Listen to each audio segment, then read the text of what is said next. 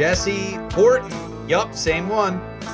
Panacea Valley Gardens checks in with us to give us a real-time understanding of what's happening in legal cannabis in Oregon. October 1st, a very big day, and he takes us through exactly what happened during the lead-up, on the day, and what's happened since.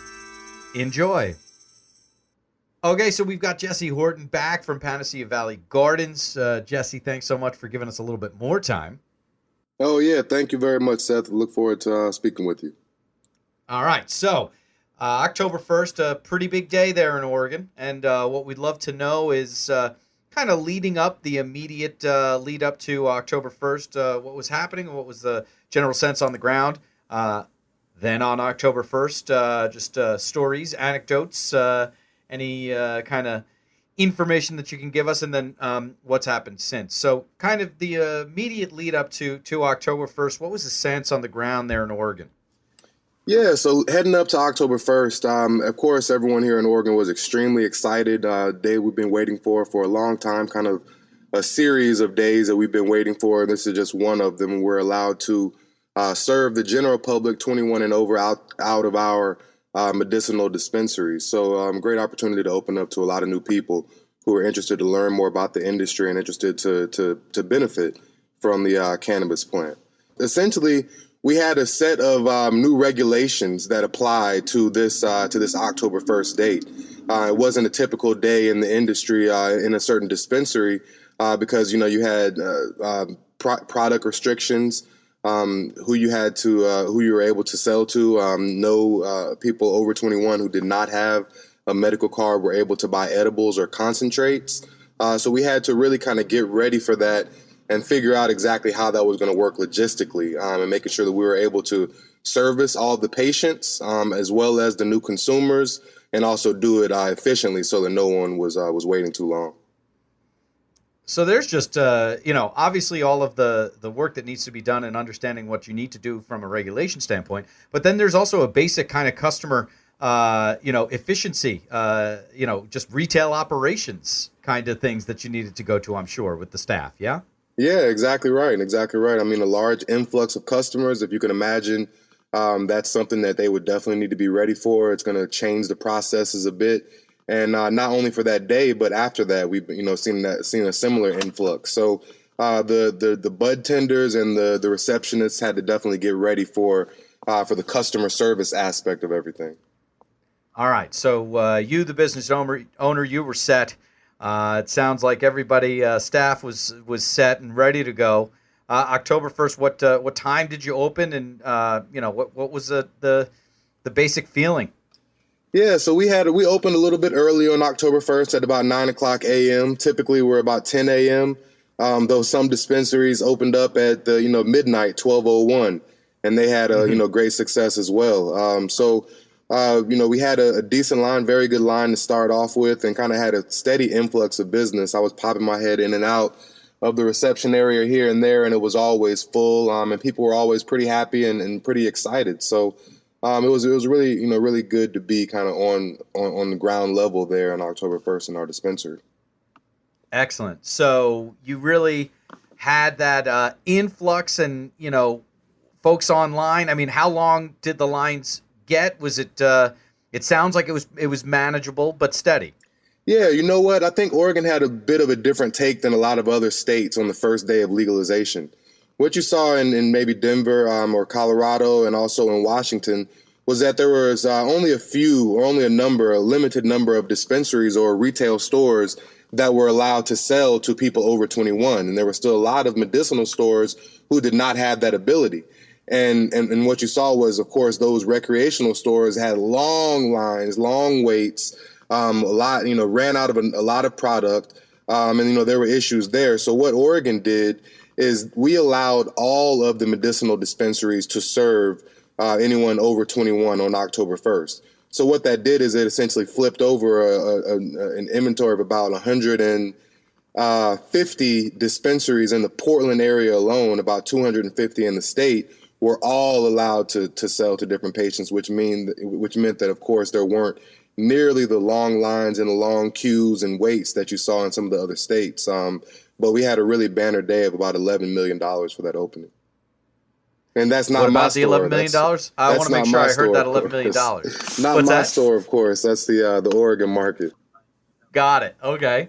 And, as far as separate entrance and egress, in places like Colorado, what were the rules that were put forth, for medical dispensaries to serve adult use? Well, there's no rules as it relates to any separations within the store. As of now, the way the rules are written, the draft rules with the OLCC, Oregon Liquor Control, is that there will not be an opportunity to vend both medical and quote unquote recreational or adult use marijuana in one store. So this is just a temporary period where medicinal dispensaries are allowed to sell quote unquote recreational marijuana. It seems like based on the draft rules at this point, and we have a meeting today at the OLCC to speak on some of these things, that will end probably around this time next year. And dispensaries will have to make a choice on whether they will stay in whether they'll stay in the medicinal market or jump into the recreational market, and won't have that opportunity to do both in one location. Okay, and since you said today, we'll just say that it is October 9th, 2015, when you and I are having this conversation. It sounds like we've got 12 months of kind of dual operations, and then what you're hearing is that you'll have to make a choice of one or the other? Yeah, that's the way it seems right now based on the draft rules, and you never know. Things can change. Things will change all the time until it's solidified. But as of right now, that's the way the rules are written.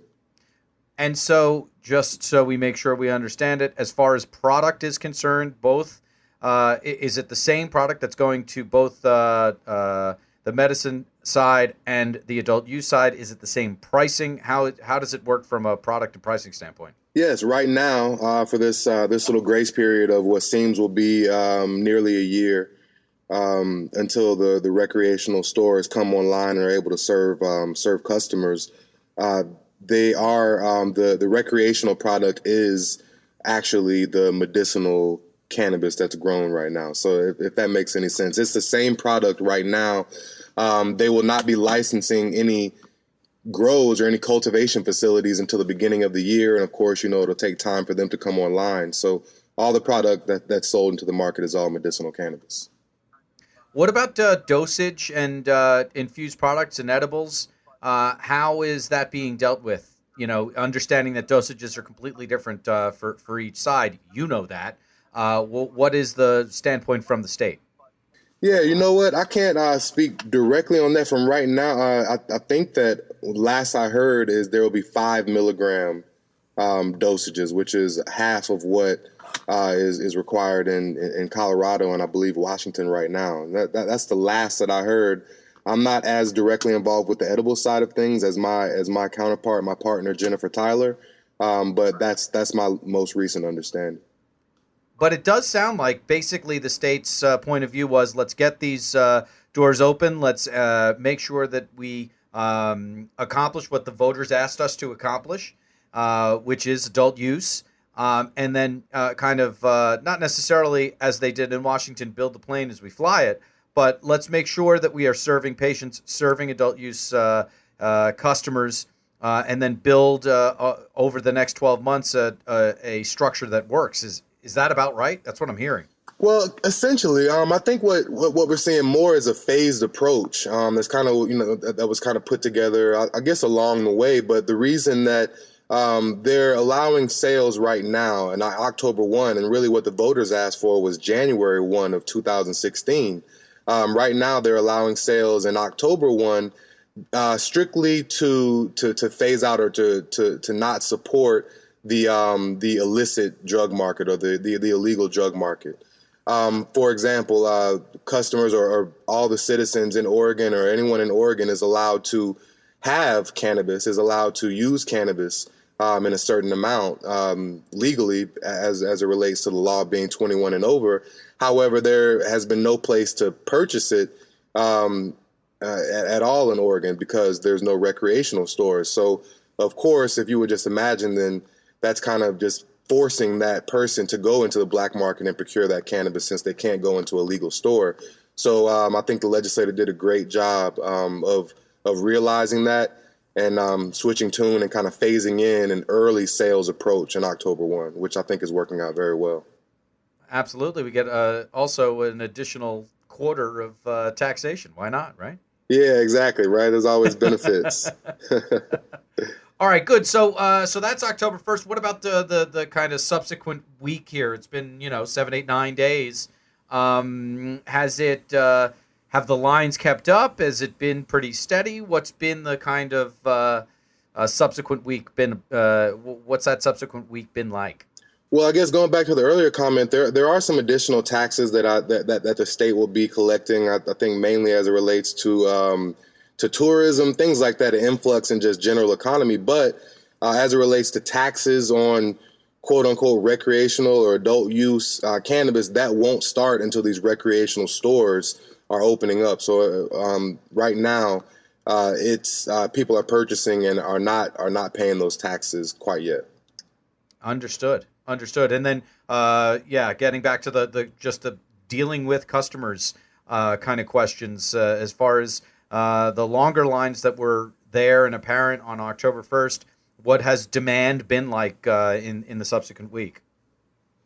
You know what? I think demand has been definitely heightened. Of course, that first day, the long lines all across the state, that you saw have dwindled down a bit. But from my understanding, and at least from the perspective of my own dispensary, business has definitely increased without a doubt. That's fantastic. And what are you hearing from the front lines, bud tenders and reception and all that? How has the customer base changed, now that we've got adult use in addition to medical consumers? Yeah, I think what you're seeing or what our bud tenders are seeing is kind of that beginner, more of the beginners than you would see in the medical market. A lot of people in the medicinal market have had a good deal of experience, or there are some newcomers there to the medicinal market, but it's a lot easier to go into a store as a newcomer without having to go through the process of getting your license, going to a doctor and getting that actual recommendation and going through that whole process. So now you're starting to see some of those people who are towing the edge of the line and just want to come in and just learn more about what cannabis does. They're very inquisitive about the different types, indica, sativa, and hybrids. If you can imagine, so many different strains, and I think they're just really wide-eyed on really the whole industry. Yeah. All right. So that is that's the sense that and the structure and the reality that you're dealing with. What about these next 3 months? This last quarter of 2015. What are you focused on accomplishing now that adult use, the doors are open?